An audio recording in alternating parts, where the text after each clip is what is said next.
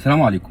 البلاغ اللي وصل لمأمور مركز شرطة الوراق بوجود جثتين موجودين في إحدى العقارات السكنية هناك. على طول المباحث راحت هناك، فتحوا لقوا فيه جثتين.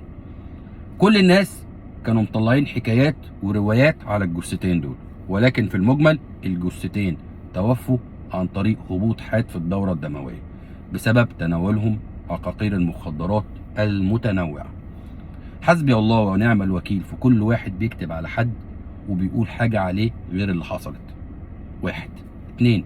حسبي الله ونعم الوكيل في كل واحد بيبيع مخدر لواحد عشان يروح يتعاطاه. محدش بيعرف الناس دي بتجيب الفلوس دي منين. الاتنين الشبان اللي ماتوا وهدروا حياتهم للأسف تحت تأثير المخدرات. اللي ماتوا هما الاتنين بيضربوا مع بعض مخدرات، ولكن الاتنين جالهم هبوط حاد في الدورة الدموية، الاتنين وقعوا ماتوا.